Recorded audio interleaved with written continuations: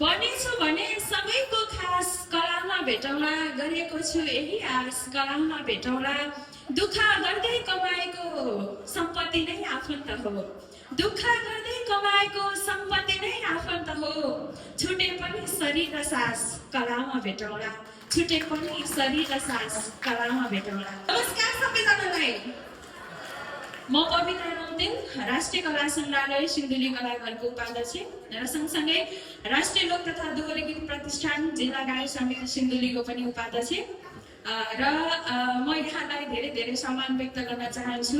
नेपाली कला संस्कृतिमा कला संस्कृतिको संरक्षण प्रवर्धन गर्ने हेतुका साथ मैले कलाकारिता सुरु गरेको सिन्धुली जिल्लामै 2070 सालदेखि नै हो।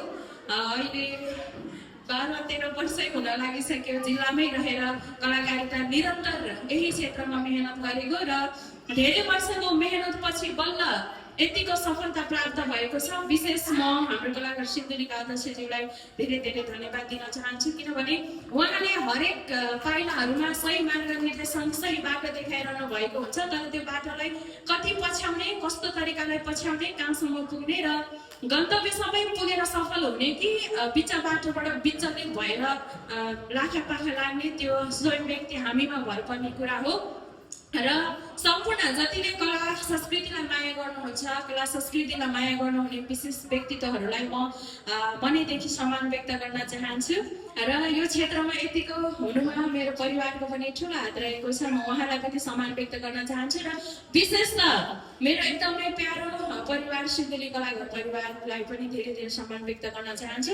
अब यो यात्रामा कहाँसम्म पुग्ने, के गर्ने भन्ने कुरा चाहिँ म हिजो अस्ति नैदेखि लागि परिरहेको हो, भोलि पर्सिसम्म पनि यहीँ नै हुन्छु र जबसम्म मैले अघि थोरै सायरीमा मुक्तकमा भने जस्तै जबसम्म सास शरीर र सास छुट्दैन, छुटेछ भने पनि यही कलाघरमा रहेका कलाहरूमा यहाँले मलाई भेटाउन सक्नुहुनेछ र यहाँले पवित्र रौतेल यही छ भनेर एउटा महसुस गर्न सक्नुहुनेछ भन्दै मैले कलाकारिता भन्दा बाहेक अरू खासै केही गर्छु भन्ने पनि लागेको छैन। कलाकारिताको क्षेत्रबाटै देशको लागि केही सेवा गरौँ भनेर लागि परेको एउटा चेली हुँ सिन्धुलीको। मेरो घर कमलामाई नगरपालिका वडा नम्बर 4 सानबारी खटार पर्छ र यहाँहरूको आशीर्वाद माया सदैव रहिरहोस् र म सदैव कला मार्फत जीवित रहन पाऊँ, यहाँहरूको मायाले। धन्यवाद।